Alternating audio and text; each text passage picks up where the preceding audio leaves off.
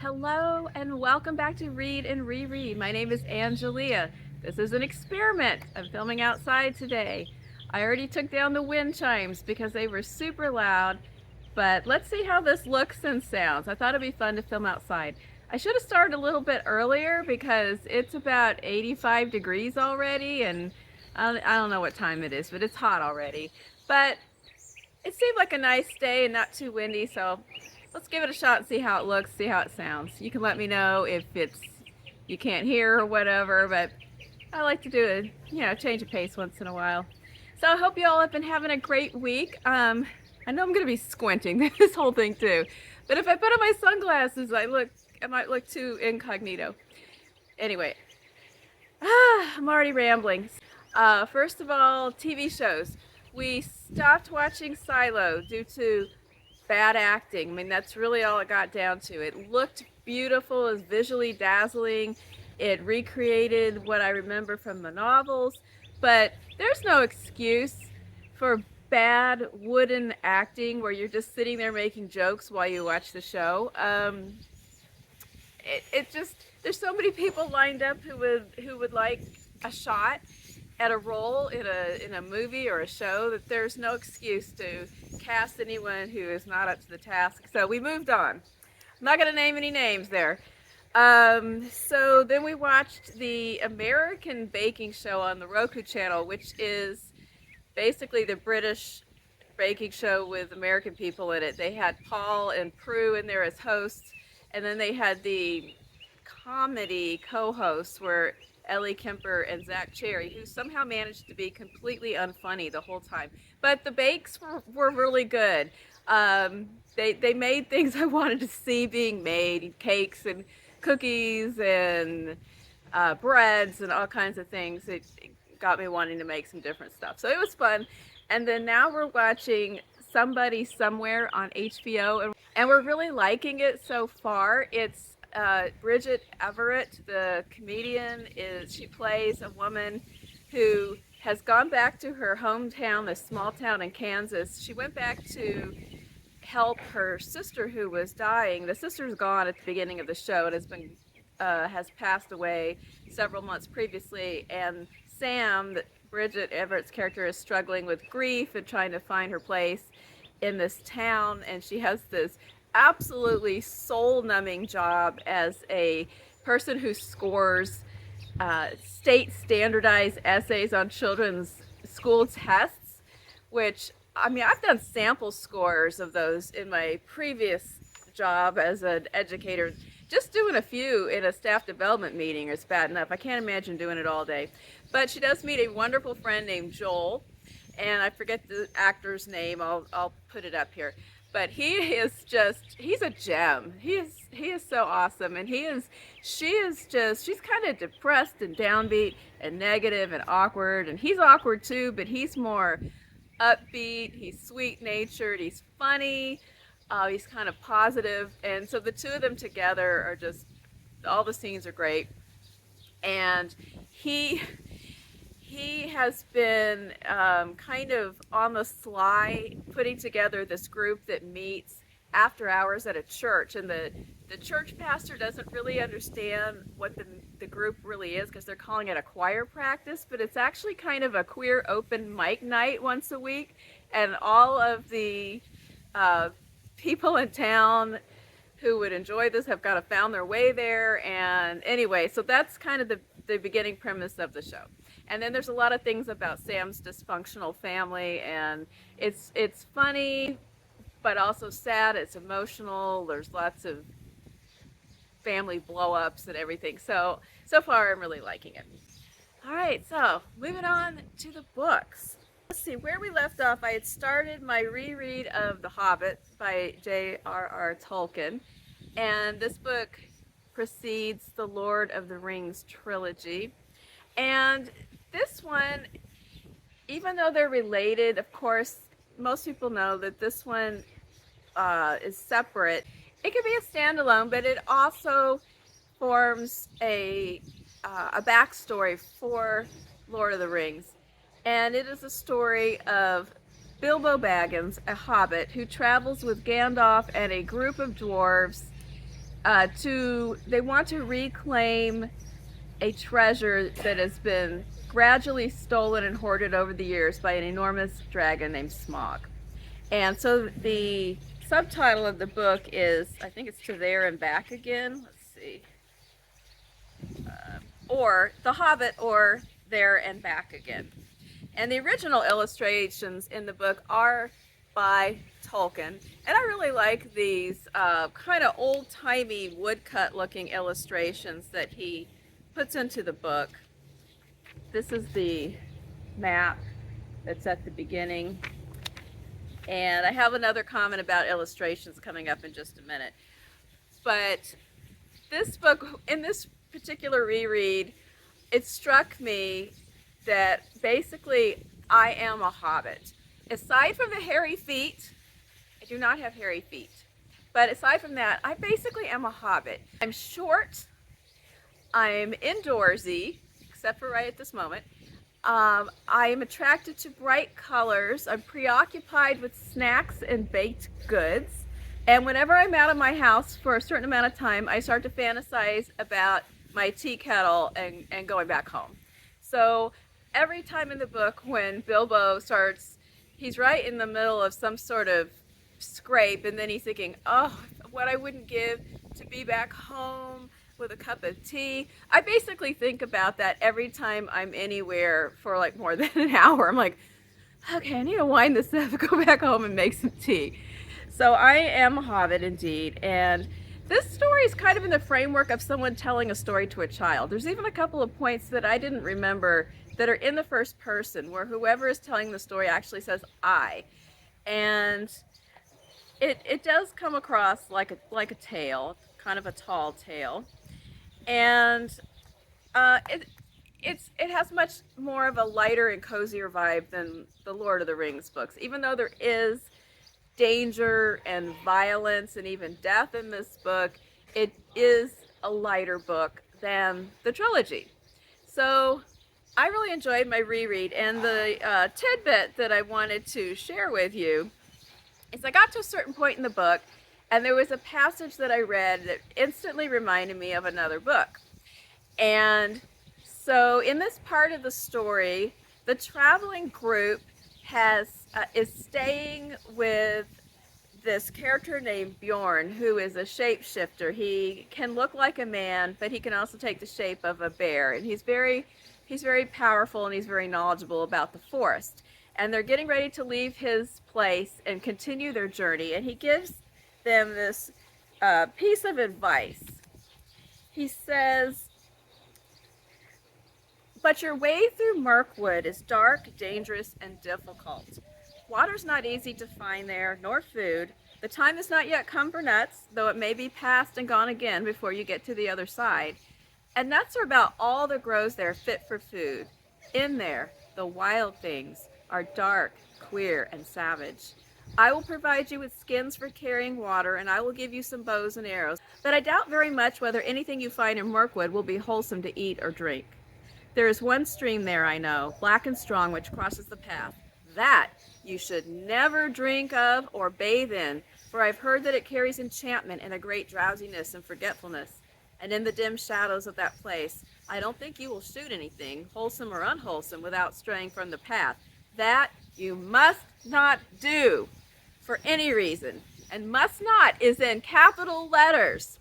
Now, if somebody tells you so strongly that whatever you do, don't go off the path and don't go in the water, you can pretty much guess that something along those lines is going to happen. But the part that jumped out at me is when he describes the creatures and he says, in there, the wild things are dark, queer, and savage.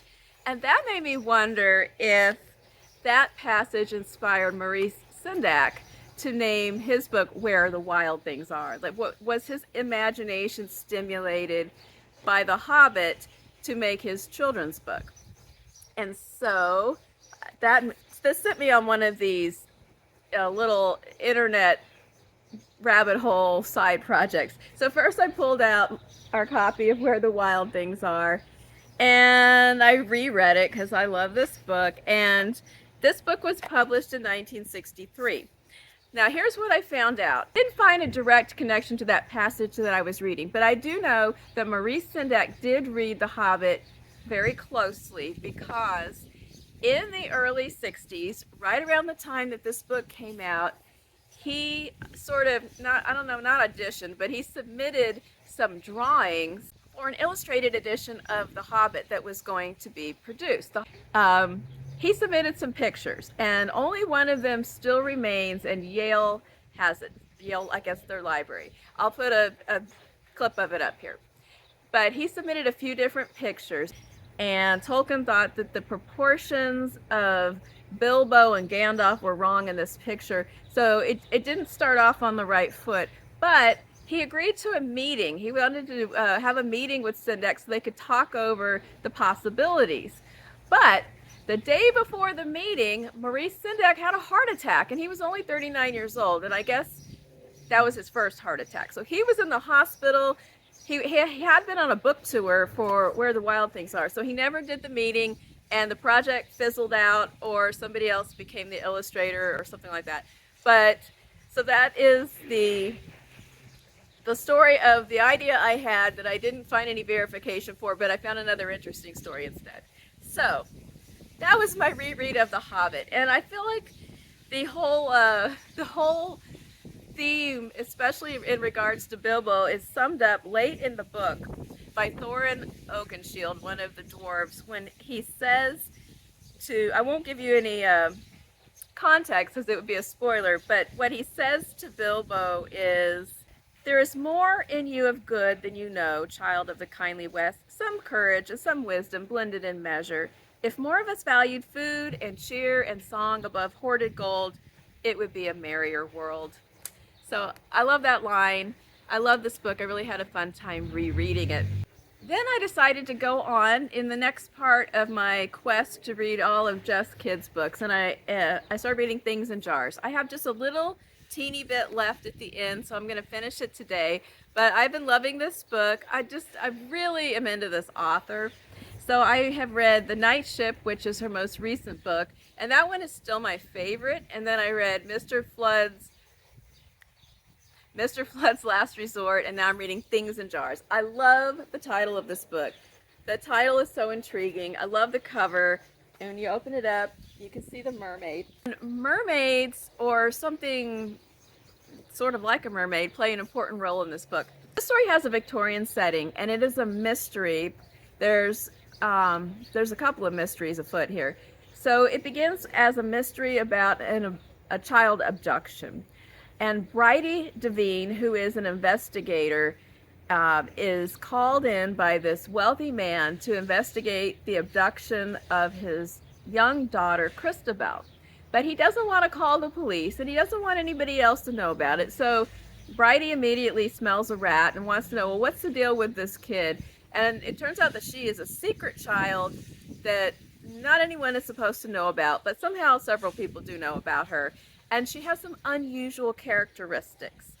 And they're hard. Well, he doesn't want to tell what they are, but Bridie eventually finds out what some of them are. The child is unusually connected to water. Everywhere that she is, it becomes very humid and the walls are dripping with water. She's attracted, she draws in snails, and she eats things raw, and she has some very unusual mental properties. She's nonverbal, but she can look at somebody and she can ferret out their thoughts and their memories, and then she can also influence them. And she seems to mainly do this to men. She also has really strange teeth and a poisonous bite. And there's a scene right at the very beginning. The opening scene is about her kidnapping, and the man who is supposed to be bundling her up makes the mistake of making eye contact with Christabel. And this is the description, and it very much conveys the creepy vibe that is in this book. So listen to this. She fixes him with her pearly eyes. He feels the slick nubs of her teeth and the quick, wet probe of her tongue on his hand. He's covering her mouth because he doesn't want her to scream. The man fancies that his head is opening like an easy oyster. The child is tapping and probing. Her fingers are inside his mind, touching, teasing the quivering insides. She is dabbling and grabbing as with a jar of minnows, splashing and peering as with a rock pool. She hooks a memory with her little finger and drags it out, and then another and another. One by one, the child finds them, his memories. She cups them in her palm, shimmering, each a perfect tear. So that kind of uneasy vibe permeates this book. And we get both that and some wonderfully vivid descriptions of Victorian England, the sights, the sounds, and most of all, the smells. This book is not for the faint of heart or the queasy of stomach, because this book has, hold on.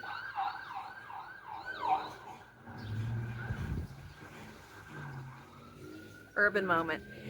This book has Victorian surgeons and surgeon apprentices and people that steal bodies for anatomists and people who collect anatomical oddities, and just the gross smells of mid-19th century London, and just there's a lot of visceral, dirty, gross body things in this book, and it just makes it more vivid.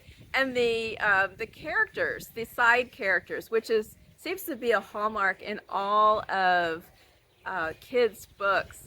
So Bridie is accompanied in her quest to find out where the child is by her housemaid, who is a 7-foot-tall woman that she rescued from a sideshow, and her other sidekick is a ghost. And she insists that she does not believe in ghosts, but she is becoming not only more interested in this ghost, but actually attracted to this ghost. And he is the ghost of a boxer named Ruby Doyle, who tells her when they meet that he knows her, but she can't remember how she would know him.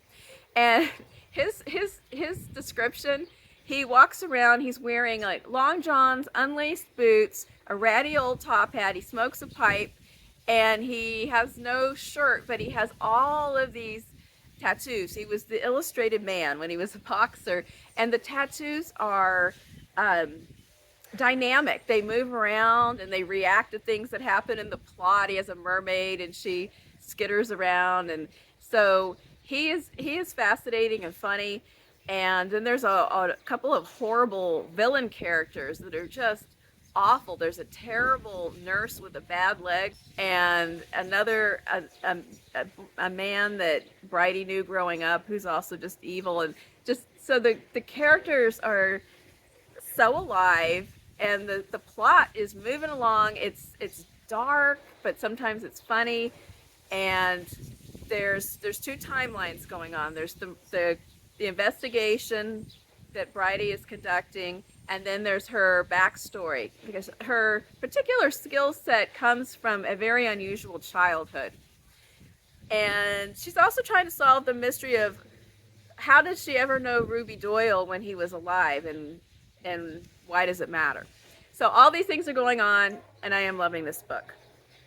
So I'll do my final thoughts on it next week after I have finished it. I'm also still reading How the Word is Passed by Clint Smith, and I've just been working my way through this book gradually. I read a section this week about Galveston Island. I've been to Galveston a few times. It is not far from Houston, and it is a coastal area of Texas. It's famous for a couple of things, including the terrible hurricane of early 19, I'll put it up on the screen, which, of course, there's an awesome book by Erik Larson about that, and also for being the site of what became Juneteenth. And anyway, he went to Galveston Island to talk to some people to look at the history of the celebration of Juneteenth and how it is presented and what people are doing to commemorate it today and to further education. So I'm continuing to read that, and I will share more thoughts as I move along and eventually reach the end of that book. What I'm planning to read next I'm finishing, like I said, I'm right at the very end of Things in Jars, and then I'm going to start with one of my Pride selections, Giovanni's Room by James Baldwin. And this is going to be a double dipper because this is a Pride Month selection and one of my literary white whales, since I have not read anything by James Baldwin.